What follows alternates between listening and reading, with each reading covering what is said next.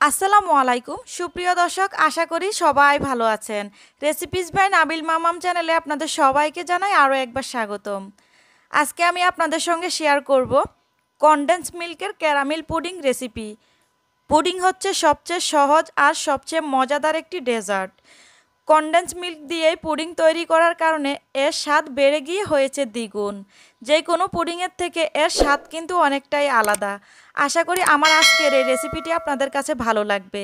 যদি আমার আজকের এই রেসিপিটি আপনাদের কাছে ভালো লেগে থাকে, প্লিজ আমার চ্যানেলটিকে সাপোর্ট করবেন। রেসিপি দেখা শেষ হয়ে গেলে যদি রেসিপি ভিডিও ভালো লেগে থাকে, প্লিজ একটি লাইক, কমেন্ট অ্যান্ড শেয়ার করতে ভুলবেন না। আজকে আর কথা বাড়াবো না, চলে যাচ্ছি মূল রেসিপিতে। আমি এখানে 1/4 কাপ চিনি দিয়ে দিয়েছি একটি ননস্টিকের ফ্রাই প্যানে। কোনো রকম পানি ব্যবহার করিনি। এখন এটাকে আমি ক্যারামেল রূপে তৈরি করে নেব। চুলার তাপটা মিডিয়ামের থেকে একটু বাড়িয়ে রেখেছি। আস্তে আস্তে করে হালকা নাড়তে চাড়তে দেখবেন একটু লালচে হয়ে আসতেছে। খুব বেশি কালচে করে ক্যারামেলটা তৈরি করবেন না, একটু হালকা লালচে হয়ে আসলে চুলাটা বন্ধ করে দিয়ে নাড়াচাড়া করলে একটা পারফেক্ট ক্যারামেল তৈরি হয়ে যাবে। আজকে আমি যে মোল্ডে ক্যারামেলটা তৈরি করব, পুডিংটা সেট করব, সে মোল্ডে আমি ক্যারামেলের অংশটুকু ঢেলে দিয়ে ক্যারামেলটাকে সেট হওয়ার জন্য একই মোল্ডে রেখে দিয়েছি।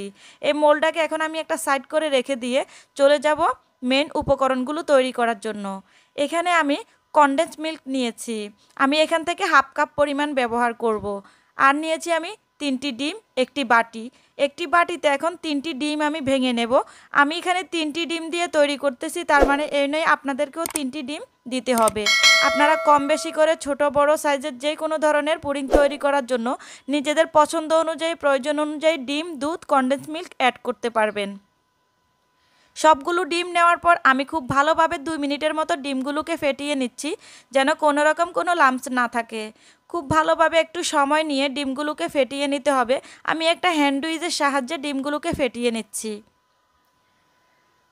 ডিমগুলো খুব ভালোভাবে যখন ফেটিয়ে নেওয়া হয়ে যাবে, এখন 3 টেবিল চামচ পরিমাণ চিনি দিচ্ছি। চিনি দেওয়ার প্রয়োজন হবে না আশা করি, তারপরে আমি এখানে 3 টেবিল চামচ পরিমাণ দিয়ে দিয়েছি। আর দিয়ে দিচ্ছি 1/2 কাপ পরিমাণ কনডেন্স মিল্ক। 3টি ডিমের জন্য এখানে 3 টেবিল চামচ চিনি আর 1/2 কাপ পরিমাণ কনডেন্স মিল্ক পারফেক্টভাবে মিষ্টি হবে। যদি আপনারা আরও বেশি মিষ্টি খেতে পছন্দ করেন, তাহলে আরও চিনি অ্যাড করতে পারেন বা কনডেন্স মিল্ক অ্যাড করতে পারেন।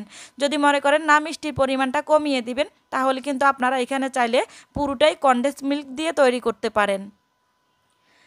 সামান্য পরিমাণ মিষ্টি খাবারে লবণ দিয়ে দিয়েছি। লবণটা অবশ্যই দেওয়ার চেষ্টা করবেন, তাহলে কিন্তু স্বাদ অনেক গুণে বেড়ে যাবে। যে কোনো মিষ্টি জাতীয় খাবারে লবণ কিন্তু সামান্য পরিমাণ দিলে এর টেস্টটা, ব্যালেন্সটা ঠিকঠাক আসে। আগে থেকে জাল করে রেখেছিলাম আমি লিকুইড গরুর দুধ। 1 লিটার জাল করে আমি 1/2 লিটার করে নিয়েছিলাম।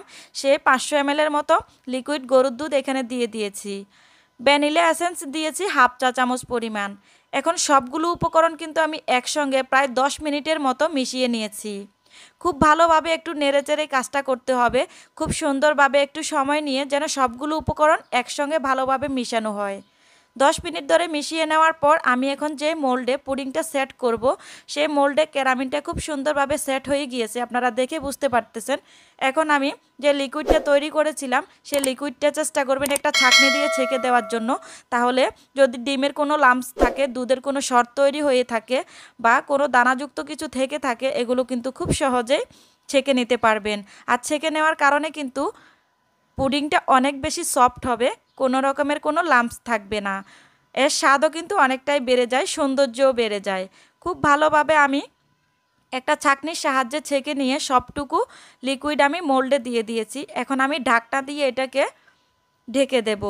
আপনাদের হাতের কাছে এরকম ঢাকনাযুক্ত মোল্ড যদি না থাকে, আপনারা চাইলে এখানে ফয়েল পেপারও ব্যবহার করতে পারেন। এখন আমি চুলায় একটি পুরাতন কড়াই বসিয়ে দিয়ে দিয়েছি 2টি কিচেন টাওয়াল বা টিস্যু।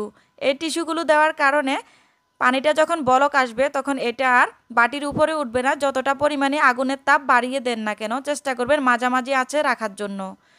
আমি দেখুন কতটা পরিমাণ খালি রেখেছি, বাটি থেকে প্রায় 1 ইঞ্চি পরিমাণ খালি আছে। ঢাকনা দিয়ে ডেকে এখন আমি চুলাটা অন করে দিয়ে অপেক্ষা করব 40 মিনিটের মতো। 40 মিনিট পর ঢাকনা সরিয়ে চুলাটা বন্ধ করে দেব।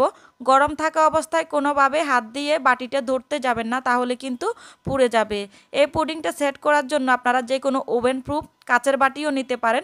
প্লাস্টিকের কোনো বাটিতে কিন্তু তৈরি করা যাবে না। বা আপনারা কেকের যে মোল্ডগুলো হয়, কেকের মোল্ডেও তৈরি করতে পারবেন।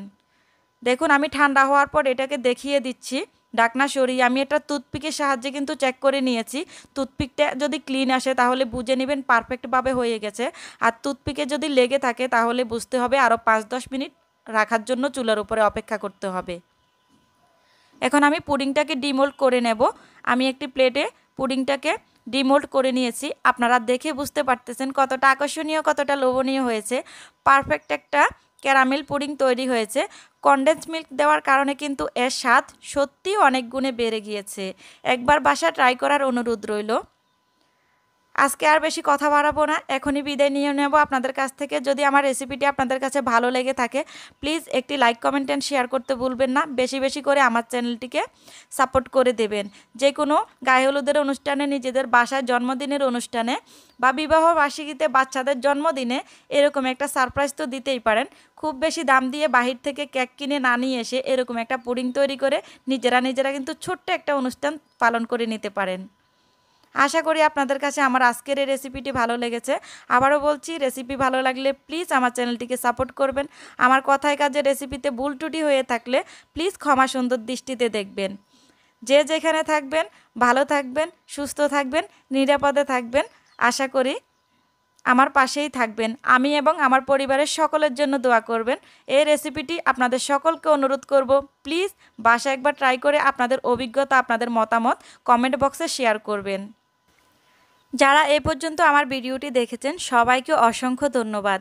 আজকের মতো বিদায় নিয়ে নেব, আর বেশি কথা বাড়াবো না। যে যেখানে থাকবেন অবশ্যই ভালো থাকবেন।